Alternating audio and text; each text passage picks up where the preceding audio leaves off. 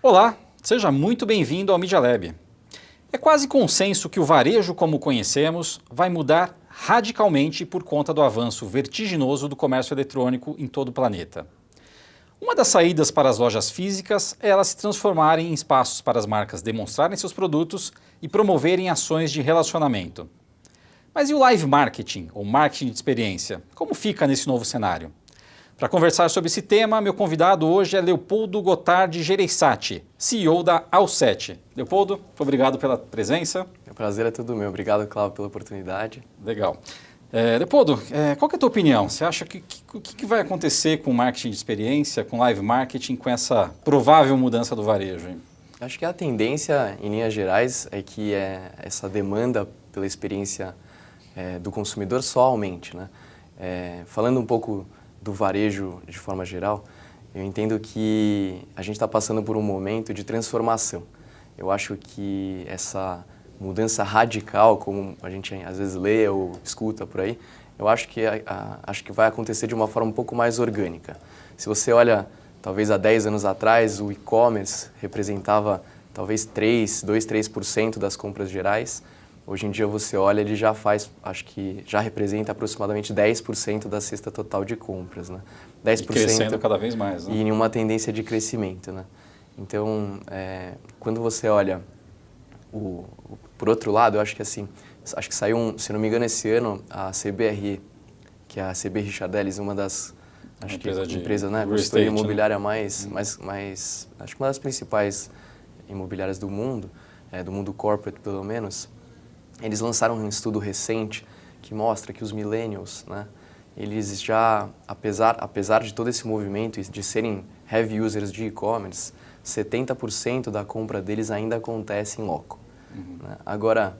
O maior exemplo disso é a compra que a Amazon fez recentemente, né, da Whole Foods. Né? Exatamente. Então, se você der uma olhada, acho que é legal você ter comentado isso mesmo, porque se você olhar, se você pensar que 70% da cesta do consumidor jovem ainda acontece em loco, você também acho que começa a entender que não necessariamente comprar alguma coisa é o principal motivador dessa pessoa sair de casa, né, ir até o varejo, seja ele uma loja, um shopping center, um supermercado.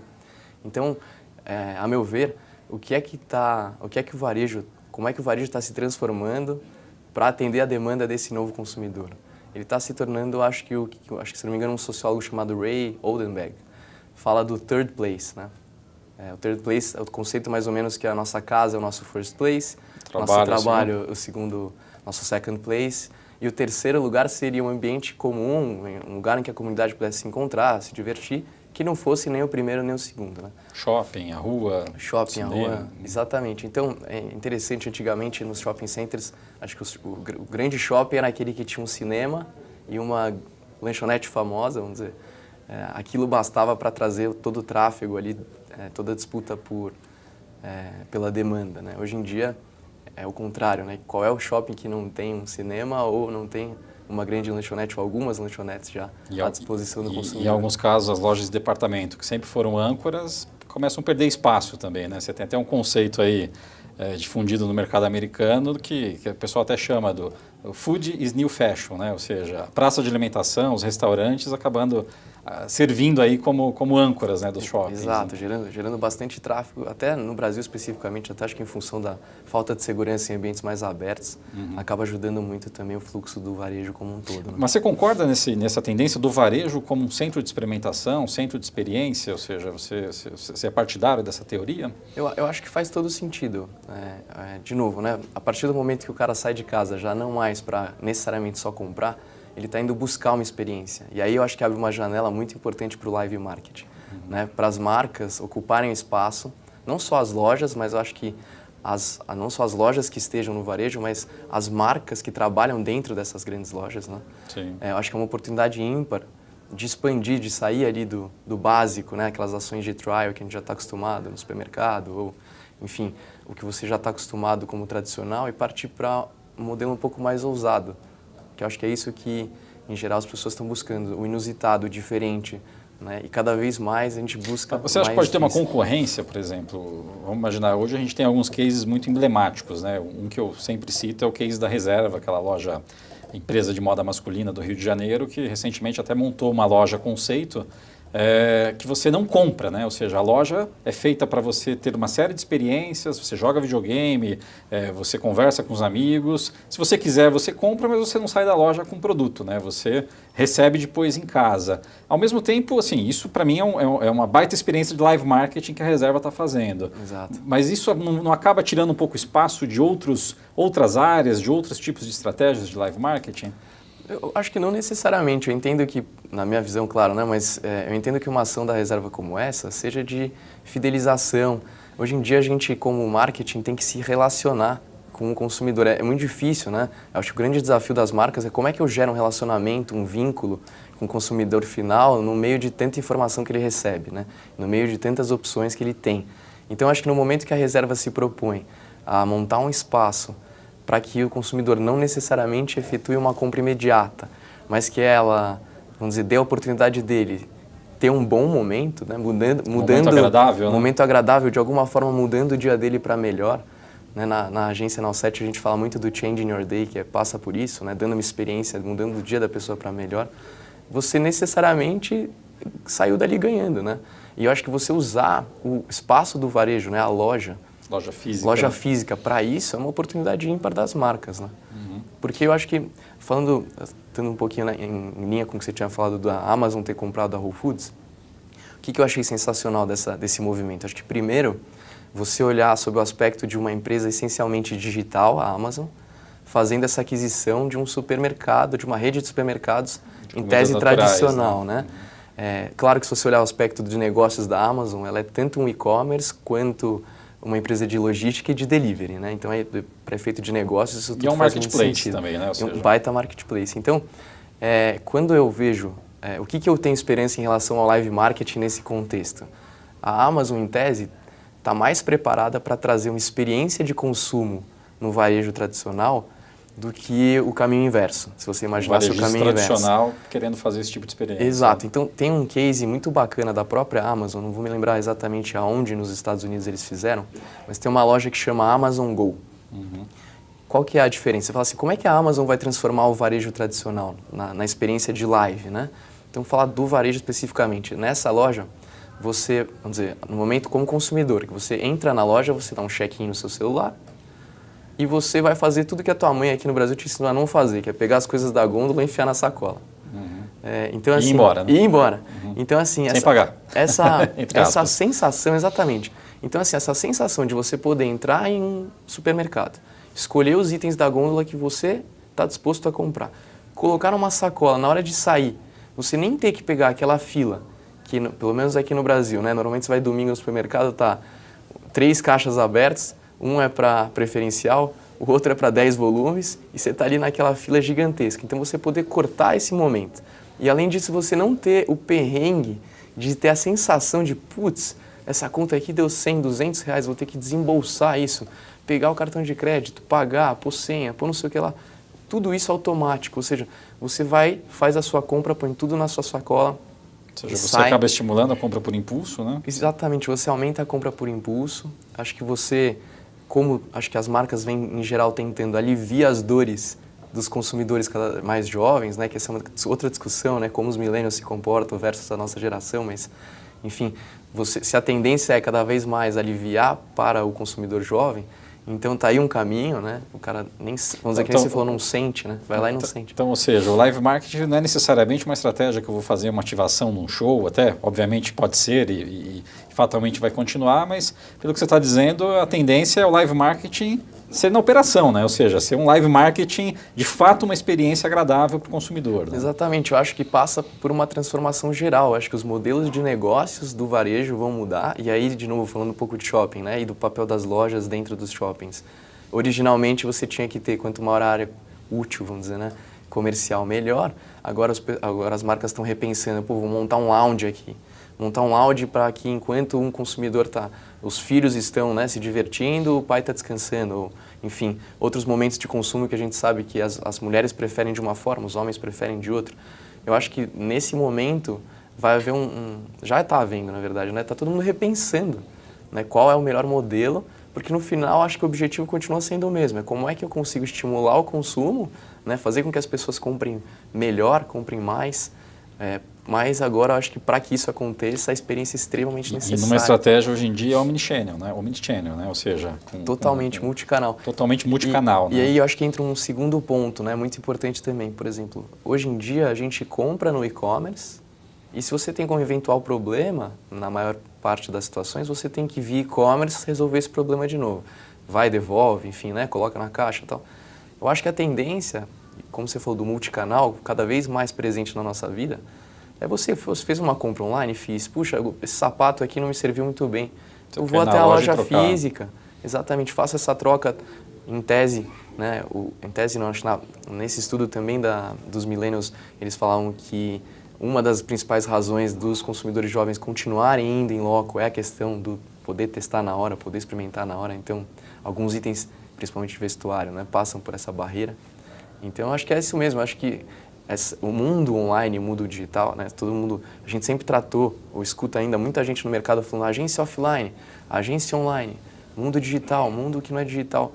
A gente está indo para um movimento, e de novo essa aquisição da Amazon mostra, de convergência. Não tem um mundo offline e um mundo online, né? Exatamente. Né? Acho que o sucesso vai estar, né, o meu sucesso, né, vai estar na intersecção. Né? Acho que aquele, tanto no varejo quanto com as empresas que prestam serviço, né, para o varejo, como as nossas, enfim, vai ter sucesso aquele que conseguir trabalhar na intersecção. Sim. Né, do online com o offline.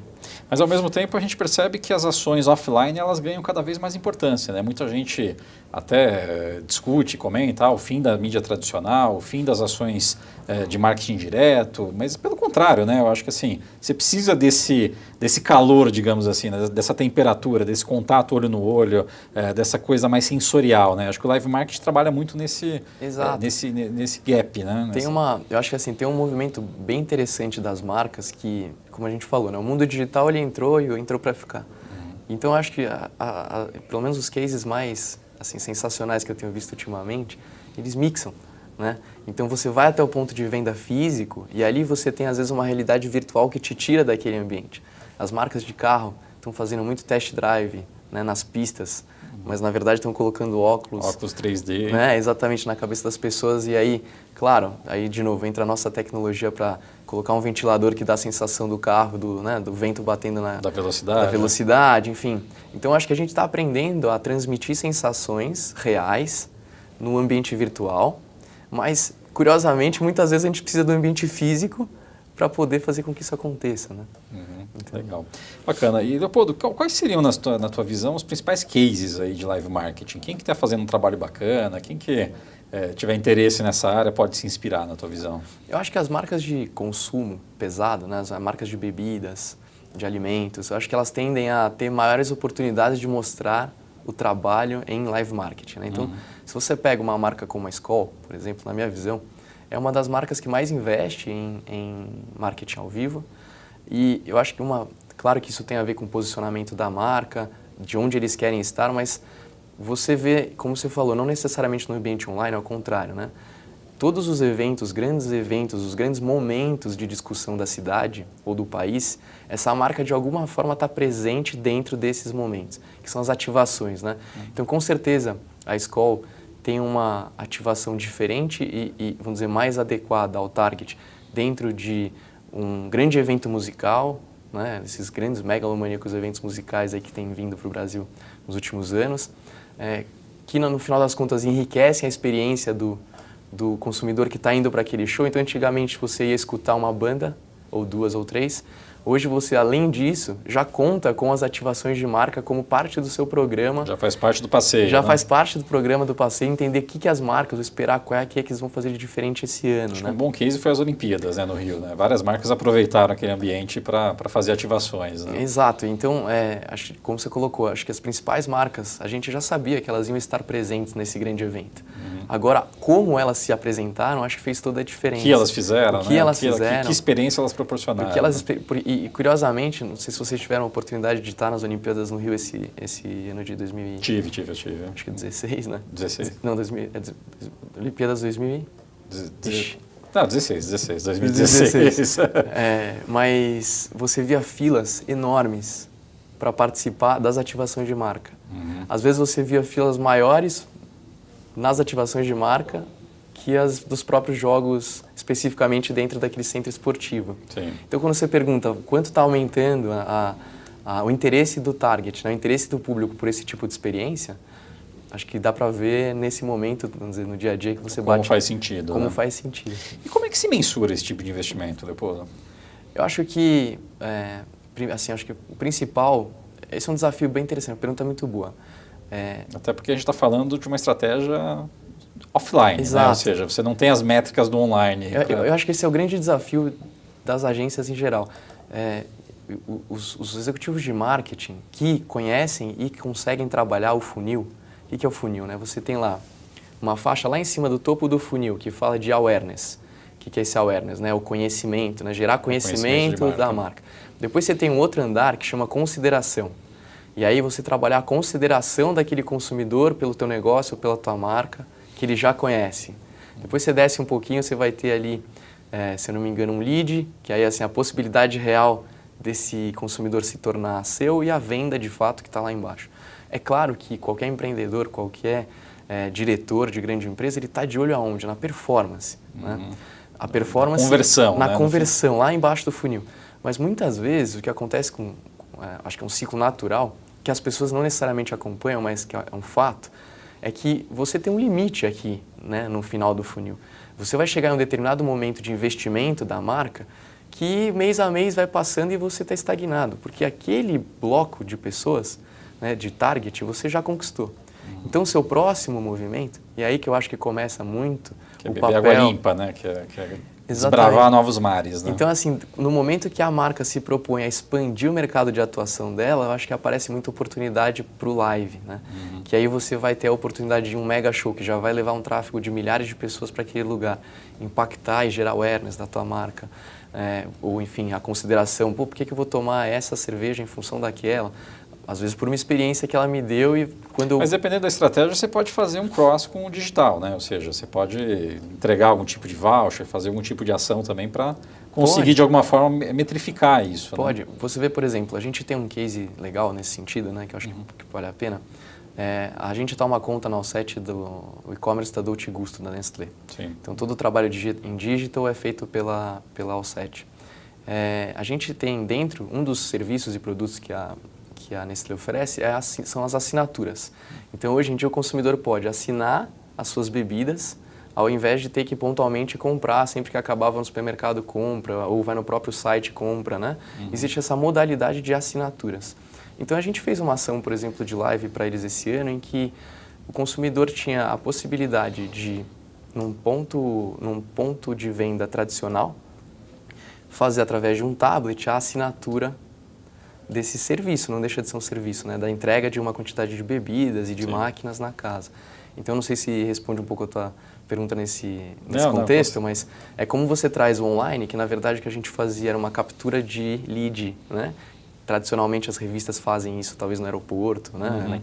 Num ambiente bem mais desconfortável, né? Que o consumidor fica um pouco assustado, mas você consegue hoje fazer de uma forma menos agressiva, mas no final das contas você consegue o mesmo objetivo, que é aumentar a sua base de assinantes através de uma ação de live, né, ao vivo.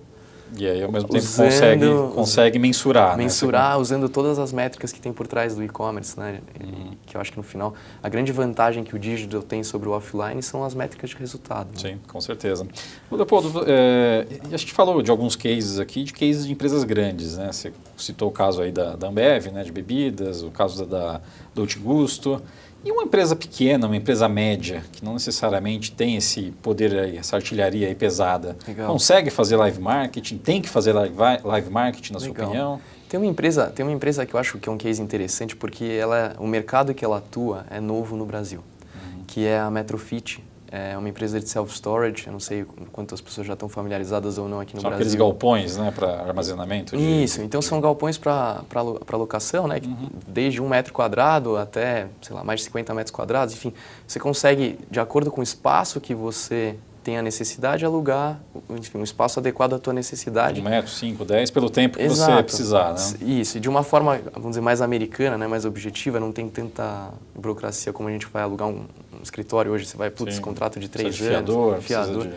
Então, acho que esse é um case legal. Quando você chega com um mercado novo, né, no Brasil, mesmo São Paulo, você tem... Aliás, vou até fazer uma comparação. Assim, nesse caso, vou ter que comparar São Paulo com Santo André, no ABC, que são duas cidades muito bem desenvolvidas, mas uma diferença e uma cultura regional muito distinta. Diferente, né? Então, por exemplo, você em São Paulo consegue, através do digital, ter um resultado e uma performance maior nesse negócio. Agora, a gente aprendeu ao longo do tempo que ações de live mais tradicionais, como a distribuição de, vamos dizer, panfletagem, a blindagem do bairro que a gente fala, né? Então não é só panfleto, mas assim, ações nas padarias, os ciclos de varejo menores, mas que fazem parte do mundo real. Do microcosmos daquela... Do microcosmos daquela região, porque é o que você falou, a empresa grande acaba atuando quase que sempre, né? Gigante, nacional, Brasil, tá? Participa da Fórmula 1, vai Exato, eventos enormes, tem budget para isso, como é que o pequeno empresário ou médio empresário participa, né? Sim. Eu acho que se ele entender que o target dele eventualmente está na região, né? Depende claramente do negócio ação... que ele está inserido, o live faz muito sentido ainda. Né? Uma ação assim, totalmente, você fala, puta, ação de panfletagem talvez esteja sendo a mais assertiva para aquele negócio naquela região nesses últimos meses. Entendi. Então, independe do bolso, né? Depende muito da estratégia, depende muito da vontade, né? Da vontade. E eu acho que até, um bom ponto, acho que vai também muito da criatividade do empreendedor, né? Do empresário. A gente vê diversos empresários que estão começando, né? Não necessariamente uma startup, né?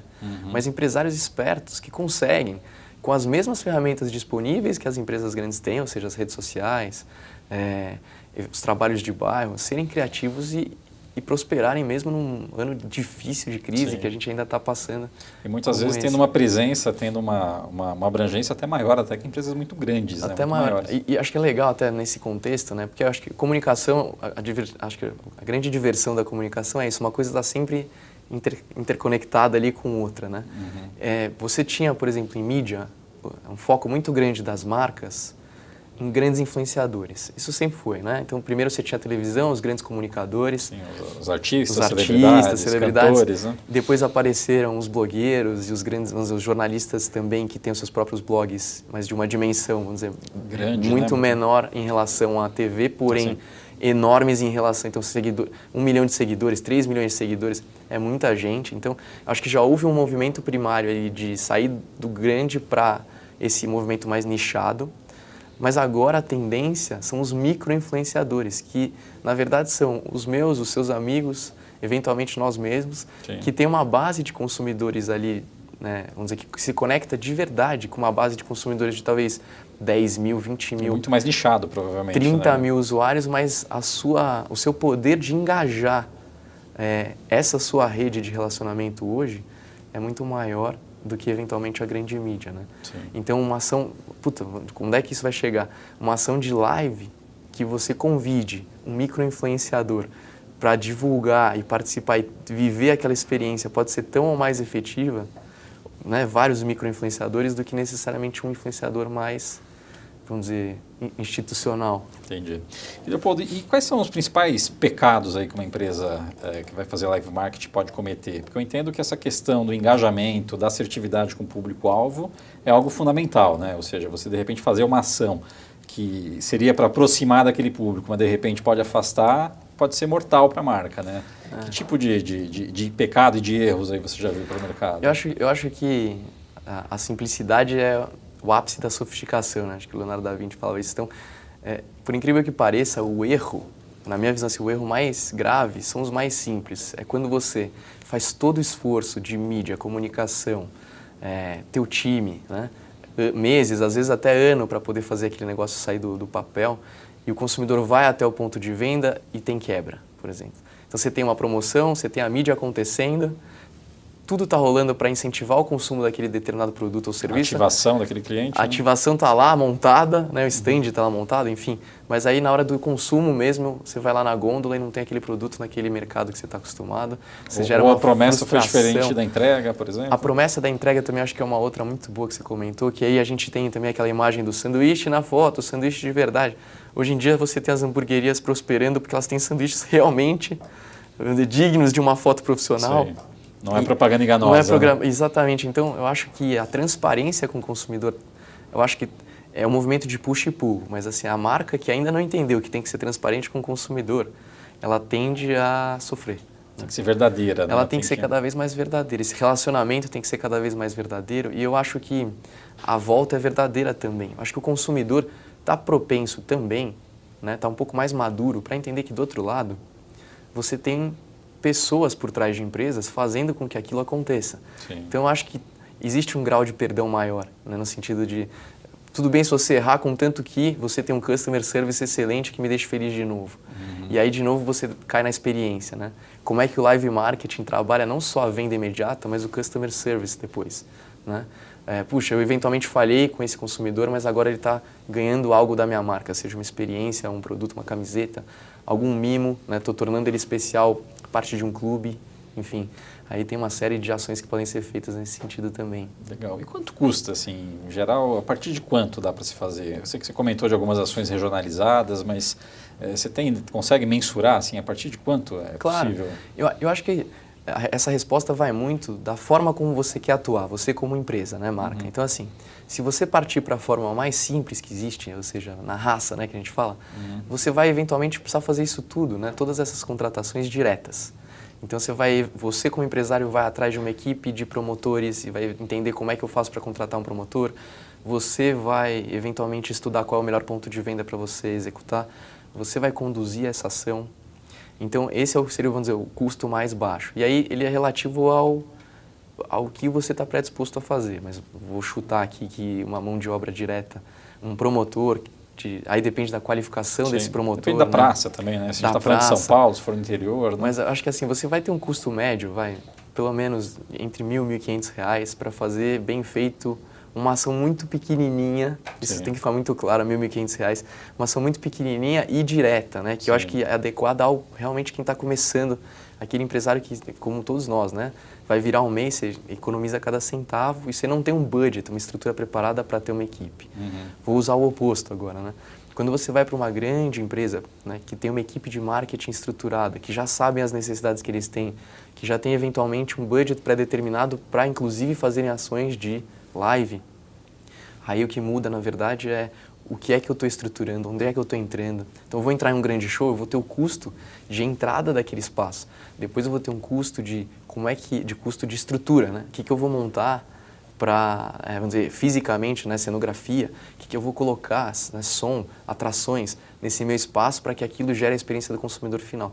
E aí sim você tem, acho que, outro custo, né, o terceiro custo, que são as agências, os criativos, que vão chegar e falar, eu entendo o seu posicionamento, eu entendo o objetivo disso, como é que a gente executa tudo isso que está sendo proposto de uma forma, vamos dizer, inusitada, incrível, né? Que a gente brinca do cool creative, change in your day, né? Fazer isso de uma forma inusitada, sempre criativa. E mudando o dia. E mudando sempre o dia do consumidor e da empresa para melhor. Legal. A gente infelizmente está chegando no final do programa. Eu queria te fazer uma última pergunta. A gente falou bastante de ação de live marketing voltada para o consumidor final. Legal. E as empresas que trabalham com público corporativo, chamado B2B, tem espaço também, na sua opinião, para fazer ação de live marketing? Eu acho que tem. Eu acho que tem e é um mercado bem interessante de se trabalhar, né? Em geral, as empresas, as agências também, acho que focam bastante a atuação no B2C. O B2B, eu acho que a demanda é muito maior. A demanda é muito maior, o volume de transações é muito maior. Mas o B2B, eu acho que ele tem um negócio que a gente gosta muito também, que é a complexidade, né? Você gasta horas e horas, dias e dias para entender como é que funciona o negócio do B2B, para poder depois propor alguma coisa que faça sentido para o negócio deles. A maior dificuldade do contratante de B2B, em geral, é encontrar alguém que entenda o que ele faz, para depois essa proposta de live marketing que venha fazendo sentido com o que ele entrega. Então, o B2B tem uma série de oportunidades em eventos. Me vem muito a questão dos camarotes, né? As empresas usam bastante os camarotes em estádios, em shows, Fórmula 1, para fazer esse tipo de ação. Eu tenho um grande amigo meu que foi, acho que, se eu não me engano, ele foi o maior vendedor de camarotes da Copa do Mundo e depois das Olimpíadas. E aí ele ficou impressionado. Ele falou, é impressionante como eventos realmente de grande porte, né, puxam as empresas para que, vamos dizer, eles realmente investem naquilo, de tal forma que eles consigam, através daquela experiência, não deixa de ser, né? O camarote é uma experiência diferente, num ambiente comum, né? Vou no estádio ver o jogo de futebol, você pode ir toda semana. Agora, no camarote já é uma coisa legal, e no camarote daquela marca fica mais disputado ainda, né? Então, Eu acho que o B2B, acho que eventos institucionais também, acho que tem uma série de eventos grandes, as feiras, né? Grandes feiras pelo país inteiro, em geral são para B2B, não são para B2C, Sim. né? Então, eu acho não que aí deixa tem um de ser uma mercado... espécie de live marketing também, né? Eu acho que até com certeza uma experiência de live marketing, porque o propósito dos estandes também mudaram. Antigamente você botava a tua marca institucional lá, a tua equipe de vendas e estava feito. Hoje você tem que trazer essa série de inovações, conceitos da sua marca. Conceitos da sua marca, você tem que o teu stand tem que contar uma história, né? O storytelling, o conteúdo, aquela história toda do conteúdo, branded content cada vez mais forte, né? Então, eu acredito que no B2B e no B2C, a presença do live só tende a aumentar. Legal. Bacana, Leopoldo. Queria agradecer bastante a tua participação, a tua presença. Bom, espero que você tenha gostado aqui do papo. Eu particularmente gostei bastante. Acho que foi uma aula bem interessante. Queria agradecer a tua participação, a tua audiência. Fique à vontade para entrar em contato aqui no e-mail que está aparecendo. Espero te ver em breve. Um abraço. Tchau, tchau.